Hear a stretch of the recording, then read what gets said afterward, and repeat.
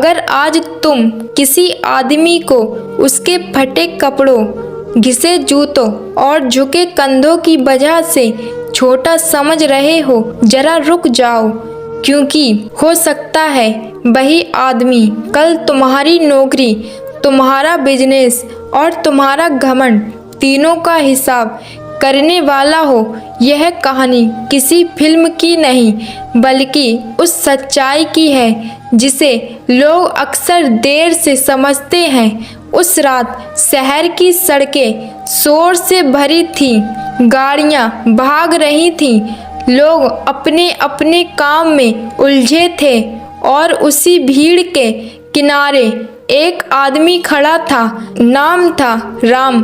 कपड़े फटे हुए, जूते पुराने, चेहरे पर थकान और आंखों में अजीब सी शांति। ऐसी शांति जो सिर्फ बहुत कुछ देख चुके लोग ही रखते हैं। राह चलते लोग उसे देखकर या तो नजरें फेर लेते थे या फिर मजाक उड़ाते हुए सिक्का उछाल देते थे। किसी को अंदाजा नहीं था कि यही राम अगले 24 घंटों में इस शहर की सबसे बड़ी आर्थिक कहानी का केंद्र बनने वाला है। उस शाम राम एक बड़े कॉर्पोरेट ऑफिस के सामने रुका। ऊंची इमारत, चमकते शीशे, बाहर खड़ी महंगी गाड़ियां और अंदर जाते सूट बूट वाले लोग। राम ने गेट पर खड़े सिक्योरिटी से बहुत सादगी से कहा कि उसे अंदर जाना है। सिक्योरिटी ने ऊपर से नीचे तक देखते हुए हंसकर कहा, यहाँ भिखारियों की एंट्री नहीं है। राम ने शांत स्वर में कहा कि उसकी मीटिंग है, लेकिन जवाब में और ठहाके मिले। आसपास खड़े लोग रुक गए। किसी ने कहा, आजकल हर कोई खुद को बड़ा आदमी समझने लगा है। किसी ने मोबाइल निकाल लिया, किसी ने वीडियो बनाना शुरू कर दिया। राम एक पल को रुका, जैसे कुछ कहना चाहता हो, लेकिन फिर उसने कुछ नहीं कहा, बस धीरे से पीछे हट गया। उस रात वह एक छोटे से ढाबे पर बैठा चाय पीता रहा। ढाबे वाले ने भी पहले शक की नज़र से देखा, लेकिन राम की नम्रता और मुस्कान ने माहौल बदल दिया।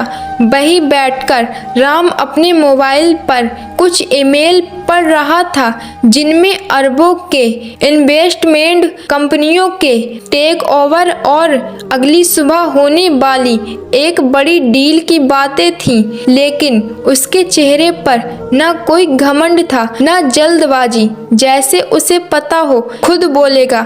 अगली सुबह शहर में अफरा तफरी मच गई। हर न्यूज चैनल पर एक ही खबर थी कि एक गुप्त अरबपति इन्वेस्टर आज शहर आ रहा है। वही तय करेगा कि कौन सी कंपनी बचेगी और कौन सी बंद होगी। वही ऑफिस जहां कल राम को गेट से भगा दिया गया था, आज वहां रेड कारपेट बिछा था। मीडिया खड़ी थी, बोर्ड मेंबरों के चेहरे उतरे हुए थे। तभी एक साधारण सी कार आकर रुकी। न कोई शोर, न कोई दिखावा। दरवाजा खुला और जो आदमी बाहर उतरा, उसे देखकर सबकी सांस अटक गई। वही राम, वही फटे कपड़े, वही शांत आंखें। फर्क सिर्फ इतना था कि आज उसके साथ बड़े करोड़पति, एक्सपर्ट, वकील और कैमरे थे। सिक्योरिटी को कल की बात याद आ गई। उसके हाथ कांपने लगे। बोर्ड मीटिंग शुरू हुई और जैसे ही नाम अनाउंस हुआ, हमारे लीड इन्वेस्टर अरबपति राम, कमरे में सन्नाटा छा गया। जिन लोगों ने कल उसका मजाक उड़ाया था, आज सीधे बैठने की हिम्मत नहीं कर पा रहे थे। राम ने कोई लंबा भाषण नहीं दिया, बस इतना कहा कि वो पैसा लगाने से पहले इंसान पहचानना चाहता है। उसने एक सवाल पूछा, अगर कल मैं सच में गरीब होता तो क्या मेरे साथ किया गया व्यवहार सही था? कमरे में कोई जवाब नहीं था, सिर्फ सिर झुके हुए थे। उसी मीटिंग में राम ने फैसला लिया कि वह कंपनी खरीदेगा, लेकिन उससे पहले उसका पूरा कल्चर बदलेगा। जो लोग इंसान को कपड़ों से तोलते थे उन्हें सीखना होगा, और जो लोग नीचे से आए थे उन्हें आगे बढ़ने का मौका मिलेगा। कुछ लोगों की नौकरी गई, कुछ लोगों की सोच बदली, और शहर ने पहली बार देखा कि असली ताकत आवाज़ ऊंची करने में नहीं, सही वक्त पर चुप रहने में होती है।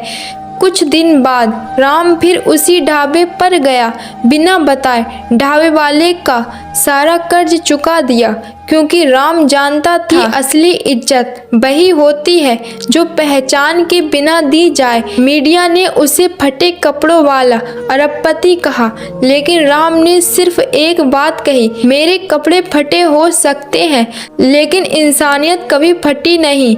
और यही वजह थी कि वह आदमी सिर्फ अरबपति इन्वेस्टर नहीं बना, बल्कि हर उस इंसान के लिए एक जिंदा सबक बन गया जो आज भी लोगों को उनकी हालत देखकर छोटा समझता था।